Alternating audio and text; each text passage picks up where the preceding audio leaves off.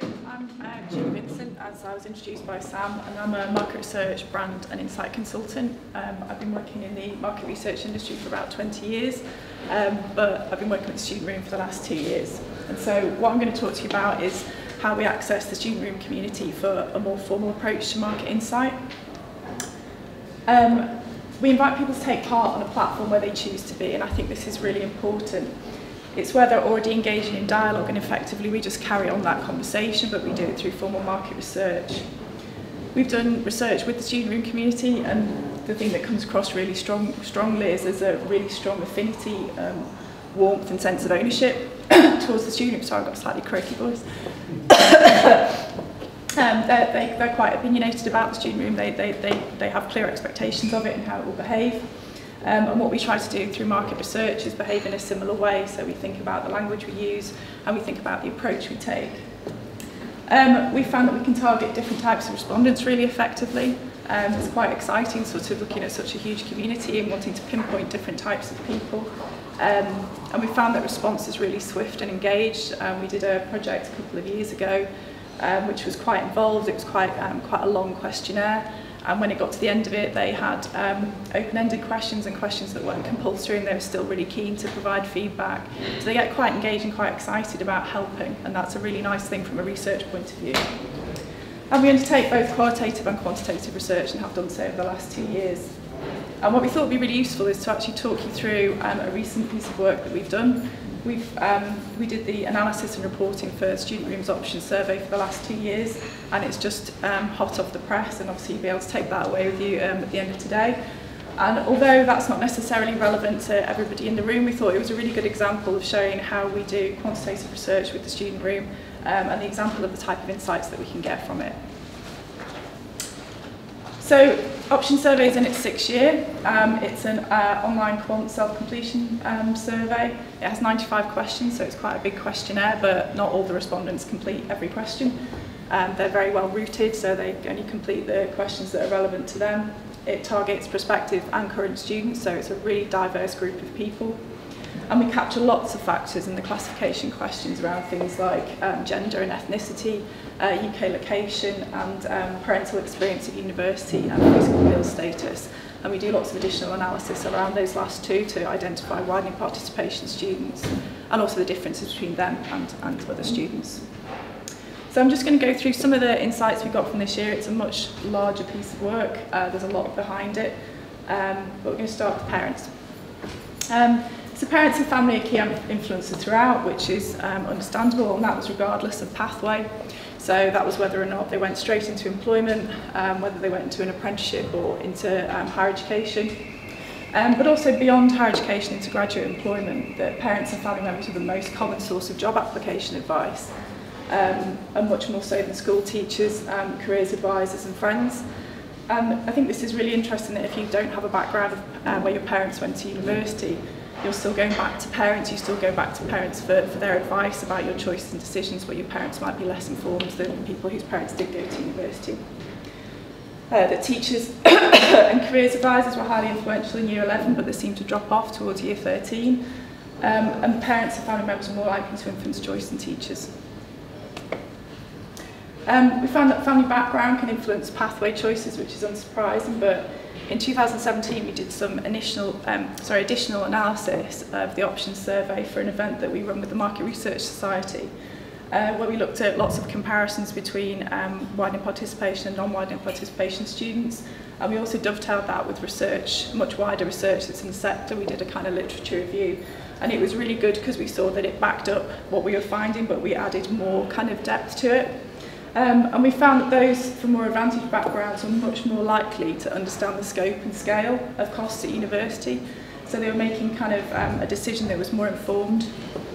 And they'd have pragmatic solutions of ways to combat debt, the concerns about debt. So they might choose a similar ranking institution but in a cheaper city.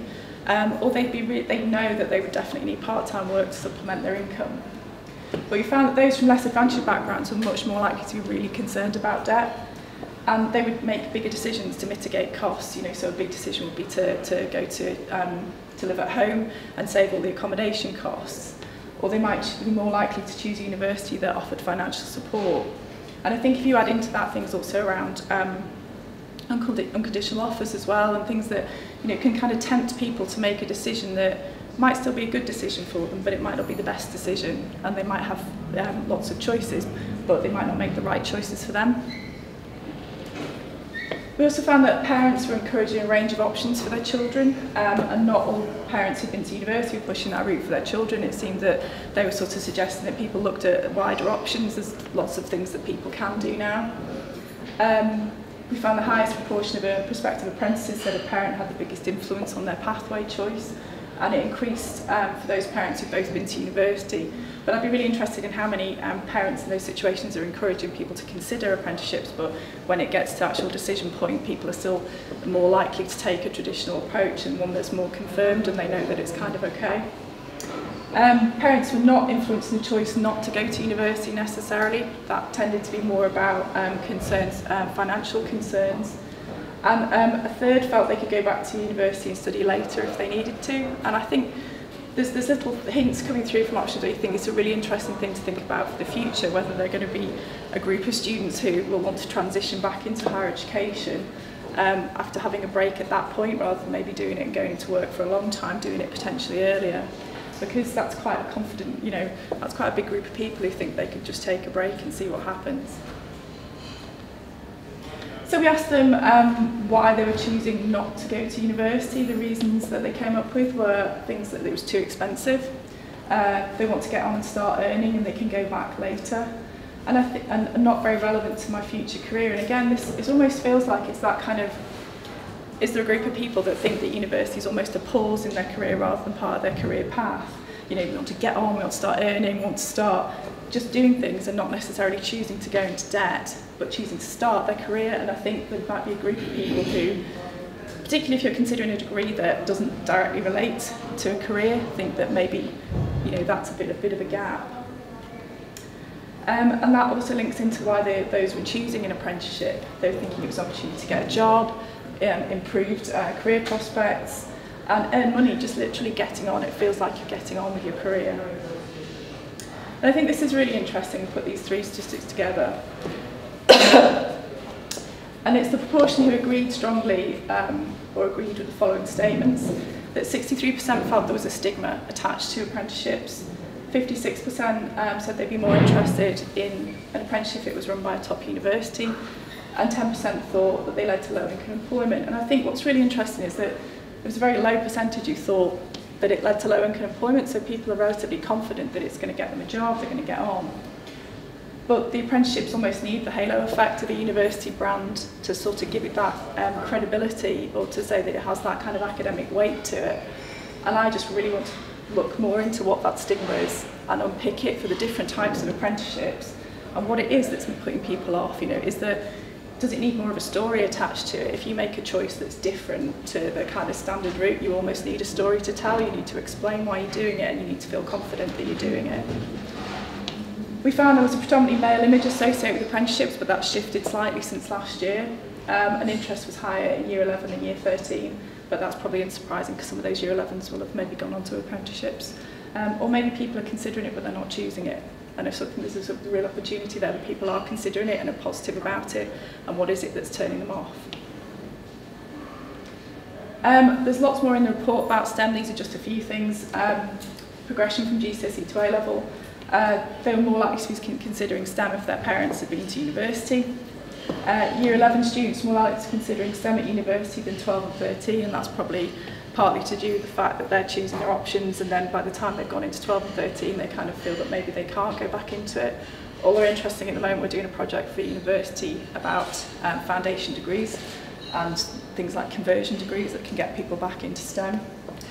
But the majority of respondents who weren't considering STEM subjects simply weren't interested, and again this is another area I'd love to unpick more what that simply not interested means, and we hope to do some qualitative follow-up from Option Survey in the next sort of 6 months. And despite the general view of STEM subjects being male-dominated, it didn't seem, for those who decided that was their route, it didn't seem like a barrier. They already knew that, or they were confident that was the case, and they were going to carry on. But I think there's obviously more to be done to expand that and help people understand that it shouldn't be just male-dominated. So we have some really interesting questions on jobs, dream jobs and careers, and I think when I said at the start, using the right language and using slightly different language to engage with this audience, I love the fact that it says dream jobs. We did some work for another client where we asked them what they loved and what they didn't love, and we always try and do it in a way that means that the language is appropriate to the audience, and although you still get the rigour from doing the questions in the right way and the experience of doing that, using language that actually is emotional and people respond to. So we found that getting a good job is a strong motivator for further study or training. But I think the thing that's really interesting is I think their expectations are really high. They're effectively sold that they're going to get a job. So they think they will get a job, it'll be a good job. They'll get on and their employer will help them get on. I think this is, although what you were saying, Hannah, about the people thinking it was their responsibility, which is true, on the flip side of it, they also still have really high expectations of what their employers will do for them. Confidence in getting a job was high, but it was highest among those pursuing apprenticeships and employment pathways, and that doesn't mean that those going to university weren't confident, they were just slightly more confident with those routes. But all the different groups were equally likely to think that they would get their dream job. And so they have an idea of what their dream job is, whether that's what they eventually do. I mean, I was going to be a teacher, and I'm not a market researcher, but as I was growing up, what got me to university was thinking that I was going to be a teacher. But they do have a clear idea of that, so their expectations are quite high, and there's lots of emotion attached to that as well. 35% of respondents expected to have moved on from their graduate job in 2 years, and I think that's fascinating. I think there's a lot of the way that graduate careers are communicated are almost like these optimum careers where you go into a graduate programme, you move quickly and you get on, there's this way to do it. And it almost worries me that people think they should leave after the first 2 years. I was in my first graduate job for 12 years. I had 3 jobs within that, but it would have been a bit of a shame if I thought I should leave and to get on and to get on in my career. And some more about expectations of their first full-time graduate job. And lots of these are about expectations of what the employer will do for them. So to receive formal training, to be shown a clear path for progression, a keen interest in their own personal development, things like to receive an annual pay rise, work flexible hours. They're very clear about things they want and they expect from their employer. And I think some of that is about a better expectations management about what it's like when you go into the workplace. I mentor second year students at Sheffield Hallam University as career mentoring, and often they'll say that they feel like if they don't get this, wherever you are, you're sold the same thing, that they need to get on a graduate programme, it needs to be blue chip, they need to be at this place, and if they don't, have they succeeded, has it been worth the investment? And I'm like, just slow it down.